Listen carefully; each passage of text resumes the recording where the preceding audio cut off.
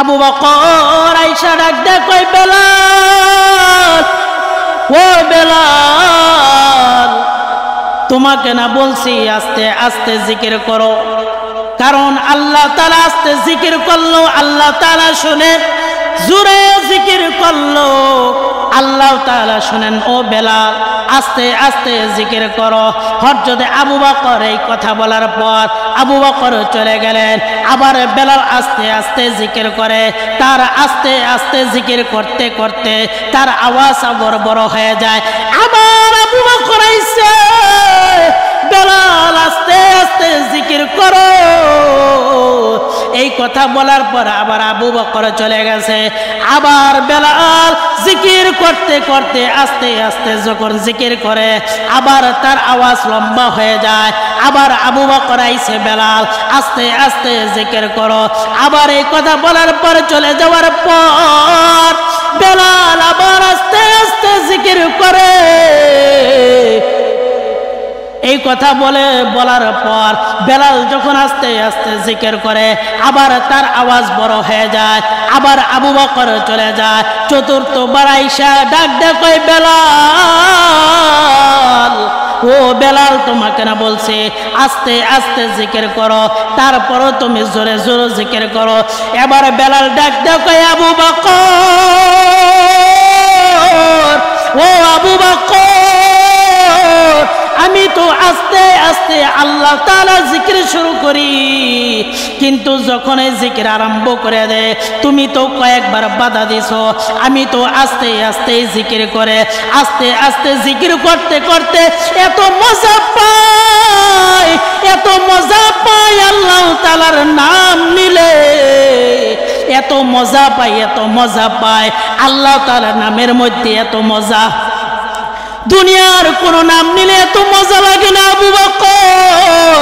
আমি যখন আল্লাহকে আল্লাহ বলে মন ভরে ডাকতে আবু বকর, আমার মন আর সহ্য হয় না। আমার কখন যেন আওয়াজ বড় হয়ে যায়, কখন যেন বড় হয়ে যায়, উঁচু হয়ে যায়। আর ওই আওয়াজে কাফের বেঈমান আসার পর আমাকে যখন প্রহার করে আমি ওই যে আল্লাহ তাআলার নাম নেই, আল্লাহ আল্লাহ বলে ডাক দেই। যখন আমি আল্লাহকে আল্লাহ বলে ডাক দেই আবু বকর, আল্লাহকে যখন আল্লাহ বলে ডাক দেই আবু বকর, এত মজা পাইতে থাকি, এত মজা। যখন আমি আল্লাহর নামের মধ্যে মজার মধ্যে হাবুডুবু খাইতে থাকে, মজার মধ্যে সাগরের মধ্যে হাবুডুবু খাইতে থাকে, তখন আমাকে কোন দিক দিয়া কাফের বেঈমানরা প্রহার করে আমি টেরও পাই না। তা আল্লাহ পাক রব্বুল আলামিন আমাদেরকে সুস্থ রাখছেন বিদায় আল্লাহর ঘরে ইবাদত করার জন্য আসতে পেরেছি। তা আজকের আমার মূল আলোচনার বিষয় হলো, আমাদের মাস থেকে প্রায় রমজান মাস চলে গেছে, যাওয়ার পরে সাথে সাথে শাওয়ালের মাসটাও চলে যাইতেছে। এখন রমজান মাস চলে গেছে, রমজানের পর আমরা সারা বছর কি করব, কিভাবে চলব, মূল 8টি পয়েন্ট, 8টি গুরুত্বপূর্ণ কাজ সম্পর্কে আমি আপনাদের সামনে আলোচনা করব ইনশাআল্লাহ। মূল 8টি পয়েন্ট, এই অনুযায়ী যদি আমরা চলতে পারি তাহলে আমরা আশা করি সফল কাম হইতে পারব। আরো বিভিন্ন দিক ভালো কাজ থাকতে পারে, আছে, তবে মূল 8টি পয়েন্ট নিয়ে আমি আপনাদের সামনে আলোচনা করব ইনশাআল্লাহ। তো 1 নম্বর যে কাজের কথা আমি বলবো, যে আমরা যে রমজান মাসে যে আমলগুলো করেছি, চেষ্টা করেছি যতটুকু আমল করা, এই শাওয়াল মাসে যে আমল 6টা রোজা ছিল যারাই আমরা রাখতে পেরেছি আলহামদুলিল্লাহ। এই ফোটা যে আমলগুলো করেছি রমজান মাসে যে ইবাদত করেছি, আমল করেছি, চেষ্টা করেছি, এগুলো যাতে নষ্ট না হয়ে যায়। কি হয়ে যায়? এগুলো যাতে নষ্ট না হয়ে যায়। তো সেই ব্যাপারে আল্লাহ পাক রব্বুল আলামিন বলেন, ওয়ালা তাকুনু কাল্লাতি নাকাদাত গাজলাহা মিন বা'দি কুওয়াতিন আনকাসা। ওই নারীর মতো হয়ো না। ওয়ালা তাকুনু কাল্লাতি, ওই নারীর মতো হয়ো না, কাল্লাতি নাকাদাত গাজলাহা মিন বা'দি কুওয়াতিন আনকাসা।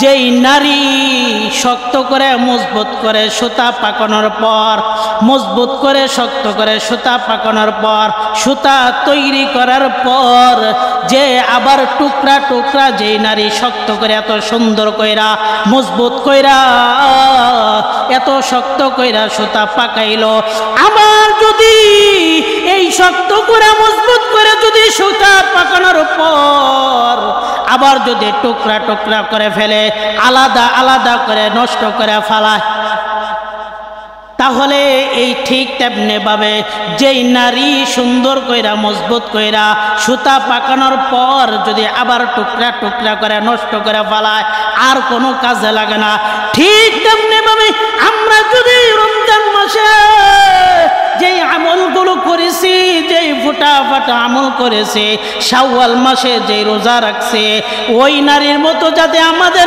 আমলগুলো নষ্ট না হয়ে যায়, আমরা এর প্রতি খেয়াল রাখবো। এমন কোনো কাজ করব না, এমন কোনো খারাপ কাজ করব না যেই কাজের মাধ্যমে আপনার আমার আমলগুলো নষ্ট হয়ে যায়। কি করব না? যে ওই নারীর মতো হইও না, যেই নারী কি করে সুন্দর করে মজবুত করে সুতা পাকানোর পর, সুন্দর করে সাজানোর পর, তৈরি করার পর আবার কি করলো, টুকরা টুকরা করে ছিঁড়ে ফেললো, নষ্ট করে ফেললো। এই নারীর মতো কি হইও না, হইও না।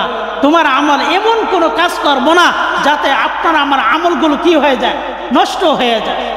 এর প্রতি কি করা, খেয়াল রাখা, 1 নম্বর কাজ। 2 নম্বর কাজ হইল হেদায়েত। আল্লাহ তাআলা আপনাকে আমাকে যে হেদায়েতের উপর রাখছেন, হেদায়েতের উপর চলার চেষ্টা করতেছি, এই হেদায়েত ধরে রাখার কি করা, চেষ্টা করা। কারণ এমন বুজুর্গদের ঘটনা আছে, 80 বছর ইবাদত করা, 70 বছর ইবাদত করা, মনের খায়েশের মতো চলার কারণে, একটা নারীর দিকে মনের খায়েশের তাড়নায় তাকানোর কারণে সব হাদিস বইলা গেছে, সব বরবাদ হয়ে গেছে। এরকম হয়ে হেদায়েত 2 নম্বর কি, হেদায়েত ধরে রাখার চেষ্টা করা। আল্লাহ পাক রব্বুল আলামিন সেই কথাই কোরআনে কারীমের মধ্যে বলেন, ওয়াতলু আলাইহিম নাবা আল্লাযী, আপনি তাদেরকে সেই ব্যক্তির বৃত্তান্ত পড়ে শোনান। ওই ব্যক্তি, আপনি তাদের কি করেন, ওই ব্যক্তির বৃত্তান্ত পড়ে শোনান। আল্লাযী আতাইনাহু আয়াতিনা, যাকে আমি আমার আয়াত দান করেছিলাম, যাকে আমি আমার আয়াতগুলো দান করেছিলাম। ফানসালাখা মিনহা, কিন্তু সে তা থেকে তা ছেড়ে বাহির হয়ে গেল। ফাতবাহু শাইতান, অতবার শয়তান তার পিছনে লেগে গেল। ফাকানা মিনাল গাওয়িন, ফলে সে পথভ্রষ্টদের অন্তর্ভুক্ত হয়ে গেল। আল্লাহ পাক রব্বুল আলামিন সেই কথাই বললেন, আপনি তাদের সেই ব্যক্তির বৃত্তান্ত পড়ে শোনান যাকে আমি আমার আয়াতগুলো দান করেছিলাম। ফাআতবাহু শাইতান ফানসালাখা মিনহা, অতবার সে তা বাদ দিয়া তা থেকে ছেড়ে দিয়া বাইর হয়ে গেল। ফাতবাহু শাইতান, অতবার কি করলো, শয়তান তার পেছনে লেগে গেল, এই সুযোগ পেয়ে গেল। ফাকানা মিনাল গাওয়িন, অতবার ফলে কি হয়ে গেল, সে পথভ্রষ্টদের অন্তর্ভুক্ত হয়ে গেল। তারপরে আল্লাহ রাব্বুল আলামিন বলেন ওয়ালাউ শি'না লারফা'নাহু বিহা, আর আমি ইচ্ছা করলে লারফা'নাহু বিহা, ওই আয়াতগুলোর বদৌলতে, ওই আয়াতগুলোর বদৌলতে, ওয়ালাউ শি'নাহু লারফা'নাহু বিহা, আমি তাকে সুউচ্চ আসীন করতে পারতাম, তাকে বড় বানায় দিতে পারতাম। কিন্তু সে তা না কইরা কি করছে, ওয়ালাকিন্নাহু আখলাদা ইলাল আরদি ওয়াত্তাবা হাওয়া, কি করছে, সে দুনিয়ার প্রতি ঝুঁকে পড়ল। আমি তাকে সুন্দর নিদর্শন দিয়েছিলাম, আয়াতগুলো দান করেছিলাম, কিন্তু সে তা বাদ দিয়া পরিত্যাগ কইরা সে শয়তানের অনুসরণ করেছে। সে দুনিয়ার প্রতি লোভ লালসার প্রতি ঝুঁকে পড়ল, তার আখিরাতের আয়াতগুলো ভালো লাগে নাই। সে একজন বড় আলেম ছিল, কারামতওয়ালা দরবেশ ছিল, তাফসীর কিতাবের মধ্যে আসছে অনেক বড় আলেম ছিল, কিন্তু আলেম হওয়া সত্ত্বেও সে দুনিয়ার প্রতি ঝুঁকে পড়ল। ইলাল আরদি ওয়াত্তাবা হাওয়া, তার দৃষ্টান্ত কেমন, আল্লাহ তাআলা বলেন ফামাসালু কামাসালিল কালব, তার দৃষ্টান্ত আল্লাহ তাআলা পবিত্র কালামুল্লাহর মধ্যে বলেন ফামাসালুহু কামাসালিল কালব, কালবুন অর্থ কুকুর, ওই ব্যক্তির দৃষ্টান্ত হলো কুকুরের ন্যায়। তারপরে আল্লাহ রাব্বুল আলামিন বলেন ইন তাহমিল আলাইহি ইয়ালহাস আও তাতরুকু ইয়ালহাস, যদি কুকুরের মতো উপর হামলা করেন তারপরে দেখবেন কুকুর হাঁপাবে, কুকুর হাঁপাবে, থামবে না। যদি কুকুরকে ছেড়ে দেন তারপরও কুকুর হাঁপাবে, হাঁপাবে, কমবে না, এগুলো কমে না। কুকুরের কাছে এইটা। যালিকা মাসালুল কওমিল্লাযীনা কাযযাবু বিআয়াতিনা,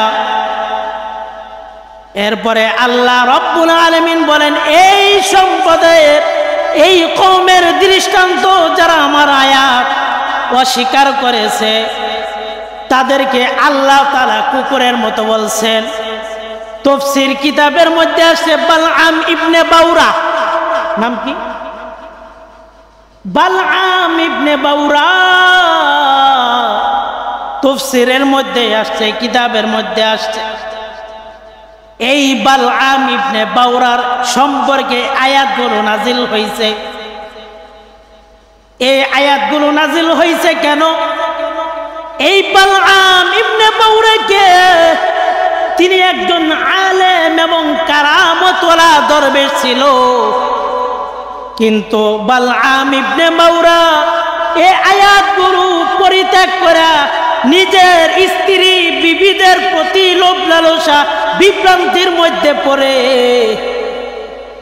এই বালআম ইবনে বাউরা নিজের স্ত্রীর লালসার মধ্যে পড়া, ধন দৌলতের মধ্যে লালসার মধ্যে পড়া মুসা পয়গম্বরের মোকাবেলায় নিজ তাকবীর, নিজ তরবিরাদির মাধ্যমে, বিভিন্ন তাবিজ তোমারের মাধ্যমে, নিজের তাসাররুফ প্রয়োগের মাধ্যমে তার সাথে মোকাবেলা করতে চাইছে। আল্লাহর কোরআনকে বাদ দিয়া পরিত্যাগ কইরা, কিন্তু সে সফল কাম হয় নাই। চির অভিশপ্ত হয়ে গেছে, একজন আলেম হয়েও, কারামতলা দরবেশ হয়েও, একজন আলেম হয়েও পথভ্রষ্ট হয়ে গেছে। এই জন্য এমন কোনো কাজ করব না যেই কাজের মাধ্যমে আপনার আমার উপরে যে আল্লাহ তাআলা আপনাকে আমাকে হেদায়েত দান করেছে, এমন কোনো কাজ করব না যাতে হেদায়েত চলে যায়, ঈমান নষ্ট হইয়া আপনি আমি জাহান্নামী হয়ে যায়। কি করব না? এমন কোনো কাজ করব না যাতে আপনার আমার ঈমান চলে যায়। আল্লাহ তাআলা যে বিধান দিয়েছেন, এই বিধান উপরে কি করা? আমল করা, এর উপরে চলা। আল্লাহ তাআলার কাছে সব সময় দোয়া করা হেদায়েতের জন্য। একজন আলেম হয়েও কি করে নাই? হেদায়েত লাস্ট পর্যন্ত হেদায়েত থাকে নাই, চলে গেছে। এই জন্য হেদায়েত পাওয়া এরা বড় একটা আল্লাহ তাআলার নিয়ামত। একজন আলেম হয়েও যদি পথভ্রষ্ট হয়ে যায়, আর আপনি আমি কোথায় আছি? এমন লোভ লালসার মধ্যে পড়ে যাইতে পারি আপনার আমার ঈমান চলে গেছে কোন দিকটা আপনি আমি বলতেও পারবো। এই জন্য 2 নম্বর কথা বললাম, কি করা? হেদায়েত ধরে রাখার চেষ্টা করা। 3 নম্বর যে কাজ, আল্লাহ পাক রব্বুল আলামিন বলেন, আল্লাহ তাআলা পবিত্র কালামুল্লাহর মধ্যে বলেন,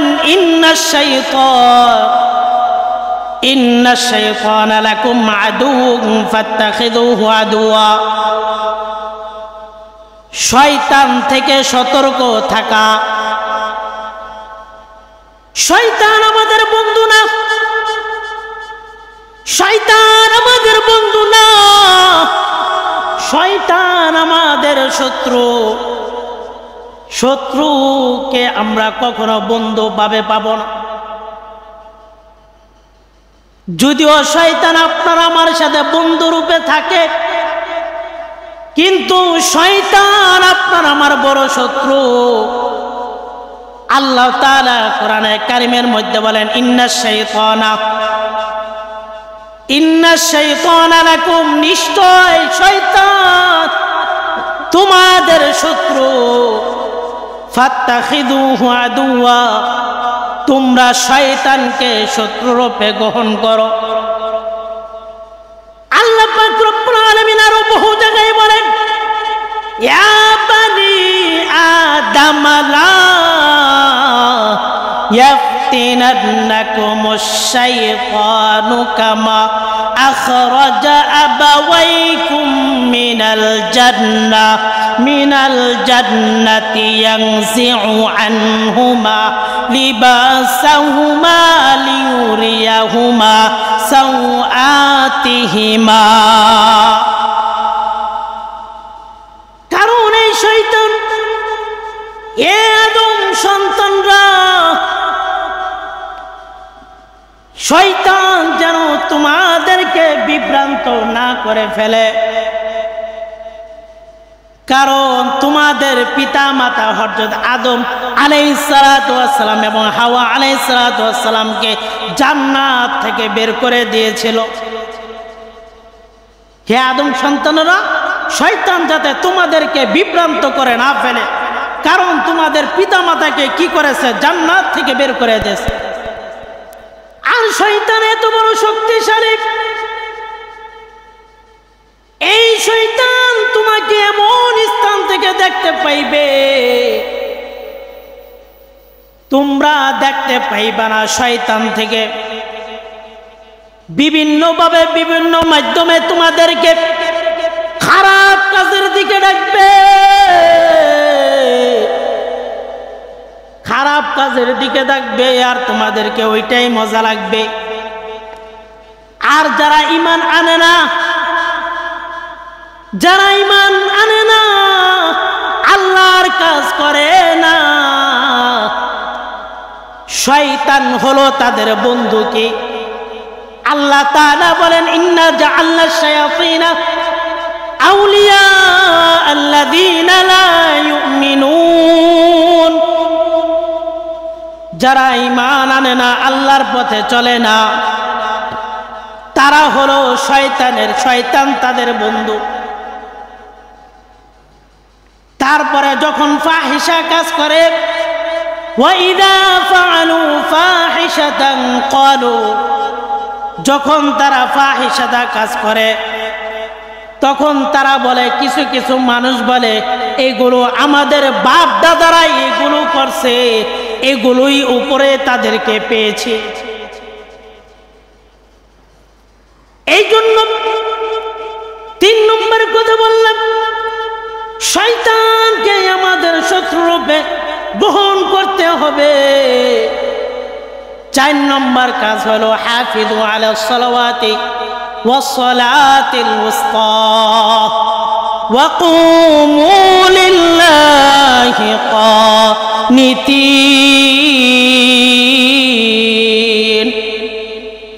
4 নম্বর হইল আমরা যথার্থভাবে আমরা নামাজের হেফাজত করব, ইচ্ছাকৃতভাবে কেউ নামাজ ত্যাগ করব না।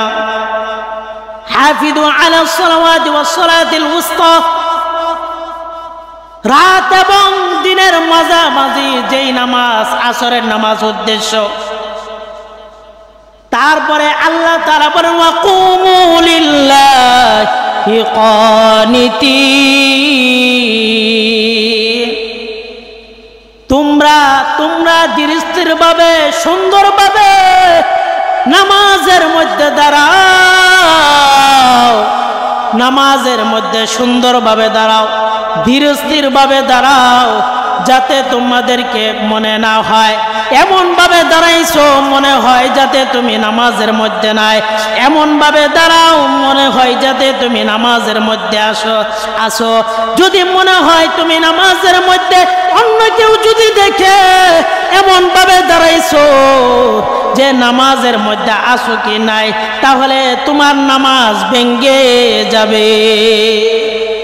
এই জন্য সুন্দরভাবে ধীরস্থিরভাবে সুন্দরভাবে দাঁড়াইতে হবে, নামাজ পড়তে হবে। এই নামাজের হিসাব হাসরের ময়দানে সর্বপ্রথম হিসাব নেওয়া হবে। এই নামাজকে বাদ দেওয়া যাবে না। আপনারা আমার উপরে আল্লাহ তাআলা 5 ওয়াক্ত নামাজকে কি করছেন? ফরজ করেছেন, আল্লাহ তাআলার বিধান। তারপরে আল্লাহ রাব্বুল আলামিন 5 নম্বর কথা বলেন যে রমজান মাসে আমরা যতটুকু চেষ্টা করেছি কোরআন তেলাওয়াত করার জন্য, নিয়মিত হলেও 1 পৃষ্ঠা হলেও তেলাওয়াত করব ইনশাআল্লাহ। অনেক সূরা পারেন, ওই সূরাগুলো আপনি আমি তেলাওয়াত করি। এই জন্য কি করা, কোরআন তেলাওয়াত ছাড়ব না, 1 পৃষ্ঠা হলেও কি করব, আপনি আমি তেলাওয়াত করব। এই তেলাওয়াত আল্লাহ রাসূল সাল্লাল্লাহু আলাইহি সাল্লাম আল্লাহ তাআলা পবিত্র কালামুল্লাহর মধ্যে বলেন, وقال الرسول يا رب إن قوم اتخذوا هذا القرآن مهجورا। রাসূলুল্লাহ সাল্লাল্লাহু আলাইহি ওয়াসাল্লাম বলেন, হে আমার রব, ইন্না কওমি ইত্তাখাযু হাযাল কুরআন মাহজুরা, এই সম্প্রদায় এই আমার কোরআনকে হট্টগোলের বস্তু বানিয়েছে।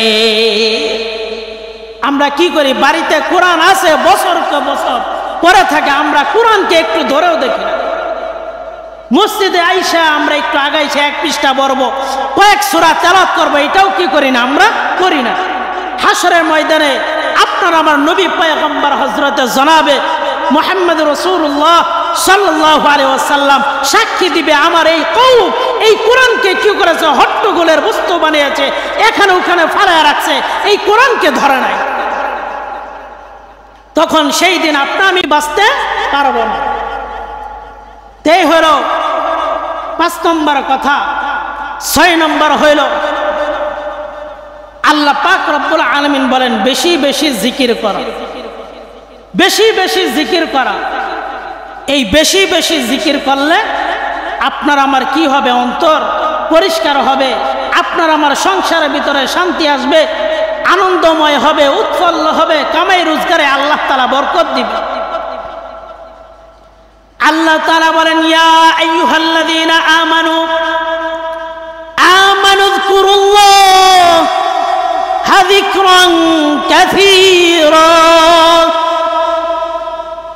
হে ঈমানদারের দল, আল্লাহ পাক রব্বুল আলামিন বলে হে ঈমানদারগণ তোমরা বেশি বেশি আল্লাহ তাআলার জিকির করো। আল্লাহ তাআলার জিকিরের মাধ্যমে অন্তর পরিষ্কার হয়, মন উৎফুল্ল হয়, আনন্দ হয়। আল্লাহ তাআলা আরেক জায়গায় বলেন ওয়াসাব্বিহুহু বুকরাতাও ওয়া আসীলা। সকাল বিকালে আল্লাহ তাআলার জিকির করো, কারণ এই জিকির করলে অনেক ফায়দা রয়েছে। হযরত আবু বকর আয়েশা বলে বেলাল, ও বেলাল, বেলাল শুধু আল্লাহ তাআলার নামে জিকির করে বেশি পরিমাণ যখন সময় পায় আল্লাহ তাআলার জিকির করে। কাফের বেঈমানরা প্রহার করে জিকিরের মধ্যে, কাফের বেঈমানরা তাকে প্রহার করে কিন্তু জিকির ছাড়ে না, তিনি জিকিরের মধ্যে মজা পাইতে থাকে। আবু বকর আয়েশা ডাক দেয় কই বেলাল, ও বেলাল তোমাকে না বলছি আস্তে আস্তে জিকির করো, কারণ আল্লাহ তাআলা আস্তে জিকির করলো আল্লাহ তাআলা শুনে, জোরে জিকির করলো আল্লাহ তাআলা শুনেন। ও বেলাল আস্তে আস্তে জিকির করো। হযরত আবু বকর এই কথা বলার পর আবু বকর চলে গেলেন। আবার বেলাল আস্তে আস্তে জিকির করে। তার আস্তে আস্তে জিকির করতে করতে তার আওয়াজ আবার বড় হয়ে যায়। আবার আবু বকর আইছে, বেলাল আস্তে আস্তে জিকির করো। এই কথা বলার পর আবার আবু বকর চলে গেছে। আবার বেলাল জিকির করতে করতে আস্তে আস্তে যখন জিকির করে আবার তার আওয়াজ লম্বা হয়ে যায়। আবার আবু বকর আইছে, বেলাল আস্তে আস্তে জিকির করো। আবার এই কথা বলার পর চলে যাওয়ার পর বেলাল আবার আস্তে আস্তে জিকির করে। এই কথা বলার পর বেলাল যখন আস্তে আস্তে জিকির করে আবার তার আওয়াজ বড় হয়ে যায়। আবার আবু বকর চলে যায়। চতুর্থবার আয়েশা ডাক দেয় কই বেলাল, ও বেলাল তোমাকে না বলছি আস্তে আস্তে জিকির করো, তারপরও তুমি জোরে জোরে জিকির করো। এবার বেলাল ডাক দেয় কই আবু বকর, ও আবু বকর আমি তো আস্তে আস্তে আল্লাহ তাআলা জিকির শুরু করি, কিন্তু যখন এই জিকির আরম্ভ করে দে তুমি তো কয়েকবার বাধা দিছো। আমি তো আস্তে আস্তে জিকির করে আস্তে আস্তে জিকির করতে করতে এত মজা পাই, এত মজা পাই আল্লাহ তাআলার নাম নিলে, এত মজা পাই, এত মজা পাই আল্লাহ তাআলার নামের মধ্যে এত মজা দুনিয়ার কোন নাম নিলে এত মজা লাগে না আবু বকর। আমি যখন আল্লাহকে আল্লাহ বলে মন ভরে ডাকতে আবু বকর আমার মন আর সহ্য হয় না, আমার কখন যেন আওয়াজ বড় হয়ে যায়, কখন যেন বড় হয়ে যায়, উঁচু হয়ে যায়। আর ওই আওয়াজে কাফের বেঈমানরা আসার পর আমাকে যখন প্রহার করে আমি ওই যে আল্লাহ তাআলার নাম নিয়ে আল্লাহ আল্লাহ বলে ডাক দেই। যখন আমি আল্লাহকে আল্লাহ বলে ডাক দেই আবু বকর, আল্লাহকে যখন আল্লাহ বলে ডাক দেই আবু বকর এত মজা পাইতে থাকি, এত মজা। যখন আমি আল্লাহর নামের মধ্যে মজার মধ্যে হাবুডুবু খাইতে থাকে, মজার মধ্যে সাগরের মধ্যে হাবুডুবু খাইতে থাকে, তখন আমাকে কোন দিক দিয়া কাফের বেঈমানরা প্রহার করে আমি টেরও পাই না। কিভাবে আল্লাহর নাম জপতেন, কিভাবে জিকির করতেন, কিভাবে আল্লাহর নাম নিতেন, তিনি কি পাইতেন না, টেরও পাইতেন না। এই জন্য সকাল বিকাল যখনই সুযোগ হয়, আপনি গাড়ি চালাইতেছেন, আপনি বাড়ি যাইতেছেন, যখনই আল্লাহর নামটা মনে হয় একটু একটু জিকির করেন, আল্লাহর নামটা মধুর নাম নিয়ে নেন, তাহলে দেখবেন আপনার পরিবারের মধ্যে, আপনার ভিতরে কামাই রোজগারের সব কিছুর মধ্যে কি করবেন যে আমরা বেশি বেশি জিকির করব। আর একটা বিষয় হলো 7 নম্বর যে পয়েন্ট, আল্লাহ তাআলা বলেন ইয়া আইয়ুহাল্লাযীনা আমানুত্তাকুল্লাহ ওয়া কুনু মা'আস সাদিকিন। দুনিয়ার মধ্যে চলতে গেলে এটা খুবই গুরুত্বপূর্ণ একটা কাজ। হে ঈমানদারগণ, তোমরা আল্লাহকে ভয় করো এবং সত্যবাদীদের সাথে থাকো, সৎ লোকদের সাথে থাকো। যদি আপনি সৎ লোকদের সাথে থাকে, আপনার অভ্যাসটা সৎ লোকদের মতোই হবে। আপনি যদি ভালো লোকদের সাথে থাকেন, ভালোই হবে, ভালো মজলিসে বসলে ভালো কিছু পাওয়ার আশা আছে। যদি খারাপ লোকদের সাথে চলাফেরা করেন, তার ভিতরে যে অভ্যাসটা, ওই অভ্যাসটা আপনার ভিতরে চলে যায়।